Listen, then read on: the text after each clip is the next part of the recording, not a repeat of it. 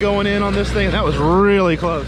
Hey guys, today we are back out here at our Barndominium project. It's time for a Barndominium update right now.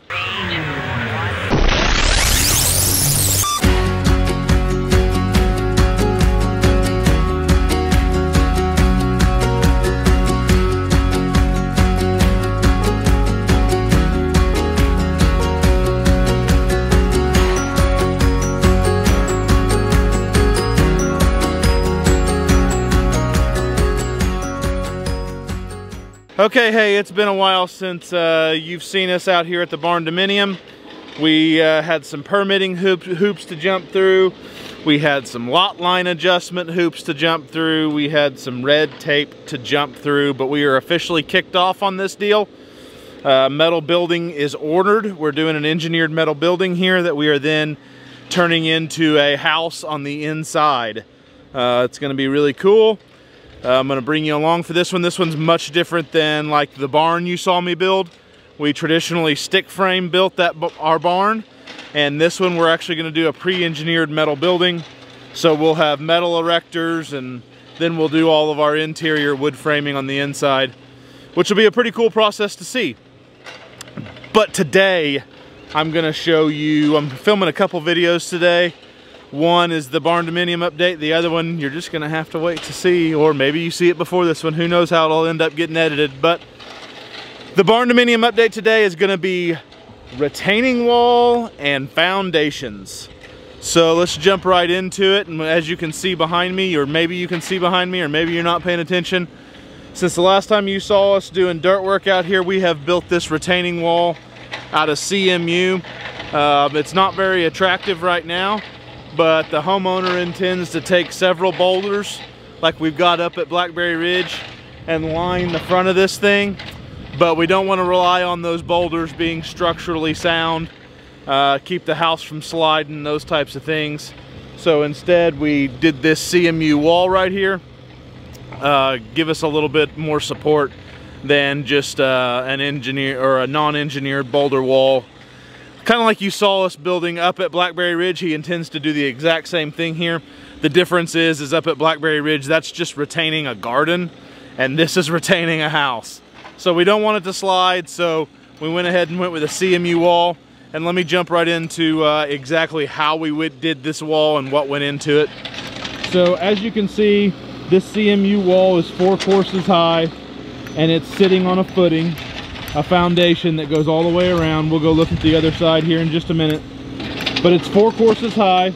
We have steel coming up out of the footing. The footing is 24 inches in depth. Wherever we could get that, we hit a lot of rock. So we went, instead of excavating out the rock and causing ginormous problems, we kind of just went over the rock. But it's 4 courses of CMU filled concrete block, 8x16s. Every other course is a bond beam. We have steel coming up out of the footing, and it's tying into those horizontal bond beam. If you don't know what a bond beam is, it's a CMU block that has the top kind of quarter section. Let me go over here to a block. Let me show you real quick. Bond beam, we don't have any here, but imagine this being a full CMU block, and this middle piece being only about halfway in height, as well as the ends. And what that allows us to do is run a course of rebar or steel through there and tie it to those uprights that I was talking about coming up out of the footing. That's just adding a ton of strength, not letting this thing move.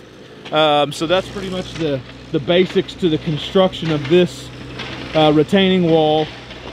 Another couple of things to note about it is you see these PVC pipes coming up out of the bottom. We put a drain system in underneath this wall because moisture is not only the biggest killer inside your house, it can be the biggest killer outside your house. And it's certainly the biggest killer with these walls. So what we did was put a draining system at the bottom so that any water that's trying to run off and come towards this has a way to get out and not build that hydrostatic pressure up against the wall and force this wall to fail. There's a couple of things that go into making that whole system work. The first is, and not really so important with this situation, but we wanted to do it just to keep our drain system clean. We put a landscape fabric barrier between our drain system and the fill dirt.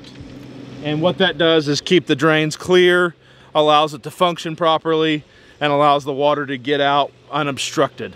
The second thing we did is right here, underneath that, you see all that gravel. That is filled top to bottom, 4 courses high with clean fill gravel. That gravel is clean fill for a couple of reasons. If it's dirty, some of it could harden up and become cementitious, which would be a barrier to an obstruction to getting water out. And the other reason is it's just a whole lot easier to work with being clean fill than dirty fill. So we use that clean gravel in that situation. It allows all the moisture to fall to the bottom and come out those PVC drains. So doing these retaining walls right when you're dealing with houses is very, very crucial. The last thing we did to make this wall as strong as it could possibly be was we solid filled all of these cavities of the concrete block. So we literally backed the truck up, emptied and filled every single concrete block cell with concrete itself. So this wall is strong, strong, strong.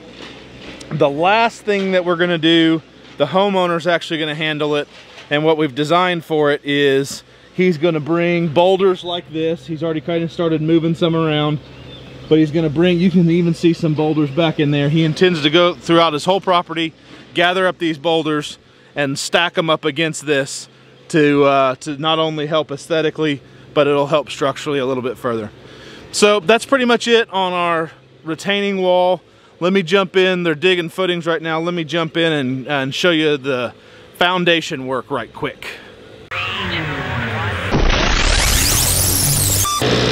All right, so here you go. They are digging the footings for this. There's a couple of different things that are going into this footing for this project that you wouldn't typically see on a house. And the reason why we're doing a couple of different things is because it's a metal building. So let me show you what maybe those little things are right now. And they're not really dug yet, but you can see because they're marked. Well, a couple of them are dug. Let's go look at that. Okay, so this being an engineered metal building, it's gonna have a whole series of columns throughout the structure. We call them column lines. So on these column lines, there is a set spacing for those that is designed by the metal building. And so what we have to do when we're doing the foundation is we have to not only thicken that area, we have to widen that area and almost give that column a really beefed up spot to sit down on. And so we take a little bit extra steps in not only the digging process, but also in the steeling process of those areas. We'll end up giving them their own little separate cage for those areas that'll tie in with the rest of the footing as well. We don't really want to do continuous footings throughout the interior of the structure, just because that's a little overkill and not necessary. So for the column lines that are in the interior of the structure, we end up digging what's called a spot footing. You probably saw those when we dug when we dug the foundations for Blackberry Ridge's barn, but we are for sure going to show you again here. I'm going to show you what that looks like. As you can see, there's an orange line running this way. This is a column line, and then there's going to be a column at the outside wall, and there'll be a column at that outside wall, and then you see these crosses down through here. Those are also going to be columns. This is where the spot footings will go for the interior columns of this building. There's a column line here, and there's a column line over there. There's an outside column line and an outside column line over there. So that's what we're going to be doing today. That's what we are doing. The last thing I want to show you is right over here. Okay, well, some of you may have been asking yourself, man, that is a whole lot of fill dirt. How is he going to handle that with his foundation? Well, two things regarding that. We are doing a post-tension slab, post-tension cable, and I went into that on the barn video. But basically, if this thing moves, it's going to move together. But we are big believers in post-tension here. And then secondly, where we have this column that's on this outside fill area, as you can see, we dug down really deep right here. The rest of these footings are at 18 inches deep. That footing is at 4 foot 5 inches. That gives us well over a foot to 16 inches into native soil, and that's going to act as its own pier right here, so that when we pour the slab on top of it, it's got a place to hold and a place to stop, and it's all good. This slab, this pad was also had time to settle. It's been several weeks since we did the pad, and we also did it with a big heavy dozer that we made sure to run back and forth on 1 foot lifts, and we have about 3 foot of fill in here. So we feel pretty good about that corner right there. The last thing I'm going to show you on this foundation is the spot where the columns are going to sit, and I'm going to show you the cage with the steel that we're building for those columns. So right here is where a column will sit, and as you can see, you've got your typical cage for your standard footing, but then also where these columns are going to sit, we not only upped our bar size, but we also did a whole separate cage that's tying into the main footing for those columns. That's just going to add a lot of strength to those areas and so forth. So, okay, well, I'm not quite sure where the camera let off at, so now we're with the GoPro, but that was a whole lot of information for you guys. Hope you got it all and the camera didn't crap out too early, but as you can see over there where they're digging, that's all solid rock. They had the hammer attachment out earlier, chipping away and chipping away and chipping away at it. It's like everywhere I go, chipping away now. It's like everywhere I go, they can't get away, we can't get away from rock. So whether it's at Blackberry Ridge or all the way in Claremore, America, we got sandstone rock no matter where I go.